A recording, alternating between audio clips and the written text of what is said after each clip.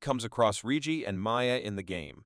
Rigi nervously tells her about coming across a player named Sunraku and a player named Rakuro. The heavy armor is intimidating enough for Maya to consider Ri a danger. Rigi stops her in time from attacking Rei, telling Mia that scary-looking players are still players.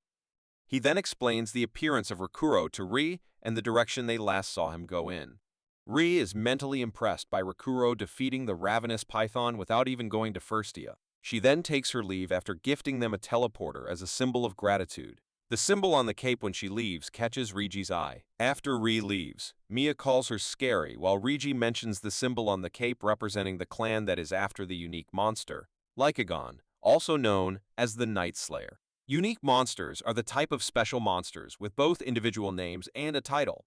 Other monsters respawn after a while of being defeated, but the unique monsters are only one of their kinds and will not respawn after being defeated. Shangri-La Frontier has 7 such colossi, but their spawning criteria is still unknown. The top players have made teams focus on defeating a monster each. Even with a year past since the game was released, not a single one of these unbelievably strong monsters has been defeated. Rakuro is also surprised to witness a unique monster in front of him. He has figured out the strength this Lycagon must have by the glimpse of it from how it blew away all those red-capped goblins. He knows he needs to play cautiously, but is just knowing so enough to stay safe? It's like a gush of wind how fast the Lycagon pounces at Rakuro. Luckily, the adrenaline by this game had Rakuro grinding to learn new skills and get more experience, and this is how he learned the technique of perfect parry. Rakuro feels excited to fight this unique monster, but the monster isn't going to wait for his monologues. He needs to have them while fighting the Night Slayer. Knowing one lapse in his reflexes would have him ended, Rakuro decides to go all out and takes out his Vorpal choppers. He manages to get a few critical hits, even though they aren't much damage to the Lycagon other than slight bruises to the unique one's ego. The Lycagon opts for using its invisibility and teleportation skills. Rakuro has to fight on his reflexes and gut feeling to figure out where the monster will appear to attack him. Hence, it is an achievement that he manages to survive the smooth and rapid teleportation skills of the Lycagon and even land a few hits in retaliation. Even with about 100 or more critical attacks, he couldn't even graze the Lycagon while his choppers were close to being done by those hits. By this time, Rakuro is well aware of the monster being way out of his league, but this isn't what he played all the trash games for. It is the perfect entertainment for him to have to fight a monster that is almost undefeatable with his current stat. He tries to land an attack in the monster's eye with all his might, but doesn't manage to affect it yet again. While midair, the Lycagon roars. Rakuro, who was confident that he was far from the range of the attack, suddenly could not move and had no idea how out of nowhere, and without being touched by the monster, his legs were cut off. With an ironic 1 HP left, he talks to the Lycagon about it being absurdly strong while mentioning that the absurdity is still made to be beatable, so he does not care who the real boss of the storyline is.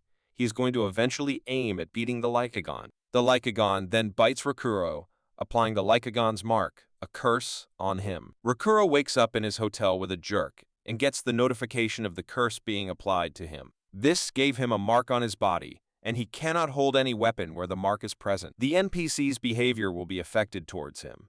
The lower-level monsters will flee from him, and he can only remove the mark by prayers of some saint or defeating the curse giver, aka the Night Slayer. After a moment of reading it, Rakuro panics about being screwed since his legs and torso are marked, the 2 essential places to hold weapons. Rakuro once again walks around half-naked, but he remembers the 3 lessons he learned from years of trash gaming: patience of mind, unbreakable spirit, and a cool-headed judgment. He goes down an alley and looks at his stat points, wanting to distribute them nicely till he is cursed with restrictions, but the distribution infuriates him even more for not laying out as he wants it to be. Rakuro is ranting to himself in frustration when a bunny hops past him down the alley and gestures for him to follow her. It looks a lot like a Vorpal bunny, but the vibe is opposite to the killer intent of the Vorpal. Rakuro follows the bunny, even though this one looks a little off. The bunny reaches the end of an alley where a door appears to the land of Rabbituza. It is an invitation for Rakuro to a unique scenario, a side quest that will grant him top-notch rewards. It is after he enters the scenario that the door shows the recommended level being 80 for this quest. Meanwhile, this pro-trash gamer is currently at level 28 and messing around with the extremities. Rakuro enters the land full of Vorpal bunnies when the overenthusiastic bunny that escorted him there greets him. She keeps praising Rakuro's courage and daring nature for trying to fight such a strong monster and even landing critical hits without getting scratched up for most of the while. She calls him a definition of the Vorpal soul, but Rakuro does not know whether to focus on what this means or on why this bunny is so excited. He wonders if this is the affected NPC behavior due to his mark. She introduced herself as Emule and took him to the owner of Rabbituza. She tells him he is the first human to visit the palace of Rabbituza. This excites Rakuro for what adventures he's about to get involved in. Rakuro gets nervous and speechless upon seeing a larger and more intimidating rabbit, Visach, as the boss of Rabbituza. Visach initially disses the Vorpal souls he has so far met and expresses potential in Rakuro, wanting to have a chat with him while Rakuro just looks at Visach anxiously. Ri is lurking around the gaming store, acting like she is looking for some new game while she's having a lookout for her secret crush, Rakuro.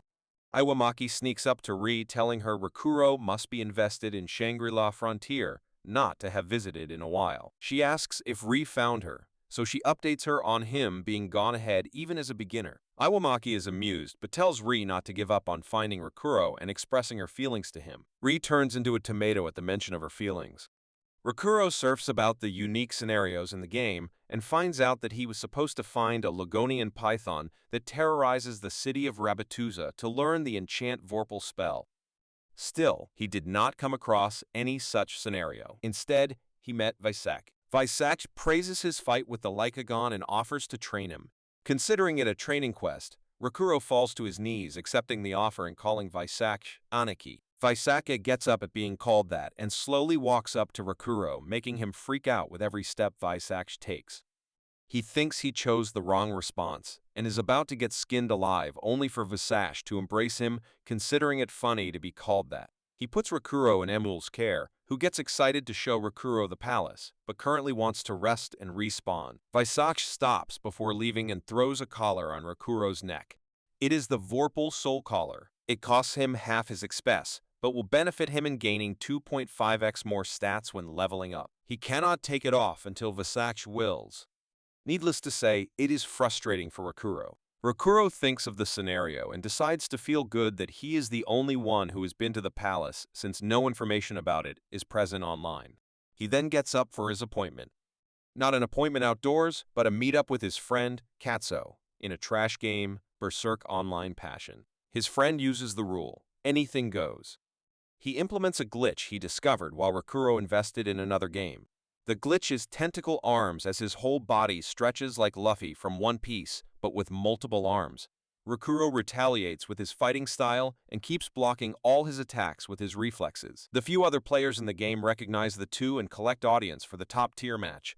But suddenly, Katsuo's fist detaches and hits Rakuro's game, defeating him. After the fight, Katsuo sits down discussing hearing about Rakuro being invested in Shangri-La Frontier. Rakuro honestly shares his interest in the game and tells him about the 7 Colossi and Rakuro being wasted by one. Now, Rakuro cannot set the game down until he beats that unique monster. Hearing Rakuro talk about the game with this much interest makes Katsuo decide to try it too. He also tells Rakuro about someone else playing the game too after hearing about Rakuro's involvement. A girl in a video game is updated about Rakuro playing Shangri-La Frontier. She shows her surprise, as she always thought Rakuro was a trash game addict. She swiftly kills all her enemies in the game and thinks of deciding to swiftly guide him through the game as if he is some inexperienced kid. Her game name is Arthur Pencilgon, and she seems to be a big shot with her level 99 and amazing player kills. The door opens in the same back alley where they left from bringing them back to Secondale. The overenthusiastic Emule still hasn't calmed down and keeps talking to Rakuro about Rabbituza and the palace. Rakuro tells her he is invested in knowing about the palace, but he needs to visit Thurdima before the crowds start pouring in. Rakuro tells Emule that a lot of new players have signed up this summer break, and the forum updates a jam-packed Firstia, which means that the next spot of the crowd is Secondale. He doesn't want logjams and extra fights and chaos to affect his determination to ace the unique scenario of Rabbituza, so he would like to move to the big city of Thurdima to have some breathing room. Emule, being an NPC, does not decipher what Rakuro is talking about, but tells him she is going to help him reach Thirdima. She sends him a request to join his party, which he accepts to see she has better stats than him, except in speed. The two then decide to work together. But it is after this much that Rakuro realizes he has been talking to a Vorpal bunny in the middle of the city, where people have started noticing her being different. Wanting to keep the scenario to himself right now, he flees with Emule out of the city. However, the female players who notice the bunny manage to take a screenshot of them to upload on the forum. Since the mark makes monsters of lower rank run away from Rakuro, he misses one monster to earn points, but he runs fast and uses his knowledge of physics to hunt it down. This hunting gives Rakuro confidence to head straight to aim for the area boss. According to the maps, Rakuro reaches a swamp where the area boss is located, but he sees nothing. He then recalls Emule telling her on the way that the boss is called the Mud Digger and comes out of the ground to attack players. Since this monster lives in the ground, a swamp is where he will find and fight Rakuro. Emule is suddenly alarmed by the presence of Mud Digger. The boss starts coming out of the swamp on cue. The swamp terrain of the Shangri-La Frontier acts as a walking trap since one foot is trapped in the swamp until the other touches the bottom, making it tedious to move in the swamp, let alone fight a monster there. So, this is the worst matchup for Rakuro up until now.